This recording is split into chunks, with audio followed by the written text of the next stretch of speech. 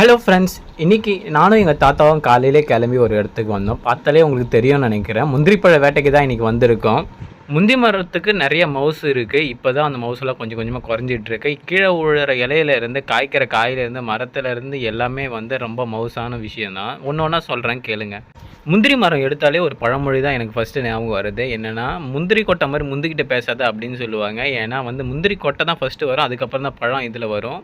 அதுக்கு அடுத்த பட்சமாக பார்த்தீங்கன்னா, இதோட இலை காய்ச்சி கீழே விழுது இல்லையா, அந்த இலை பார்த்தீங்கன்னா, முன்னெல்லாம் தையாலேயே ரெடி பண்ணி கொடுப்பாங்க. அதில் சாதம் போட்டு சாப்பிட்டிங்கன்னா, அந்த வாசனை நறுமணம் பார்த்தீங்கன்னா ரொம்ப நல்லாயிருக்கும். உடம்புக்கு ரொம்பவே நல்லது. அதுக்கு அடுத்ததாக பார்த்தீங்கன்னா, காலையிலேயே நாங்கள் நீஸ் தண்ணி தான் குடிச்சிட்டு வந்தோம். அதனால் செமையாக பசி எடுக்க ஆரம்பிச்சிச்சு. நம்ம முந்திரி பழம் பழுத்திருந்தது இல்லையா, அதையே ஒரு 4-5 பழம் சாப்பிட்டாலே உடம்புக்கு ரொம்ப ரொம்ப ரொம்ப ரொம்ப நல்லது. அது மட்டும் இல்லாமல் தாகத்தையும் போக்கும். வந்தவங்க போதவங்களாம் விரும்பி சாப்பிடுவாங்க. உங்களுக்கும் முந்திரி பழம் பிடிக்குன்னா மறக்காமல் கமெண்டில் ஒரு ரெட் ஹார்ட்டை போட்டு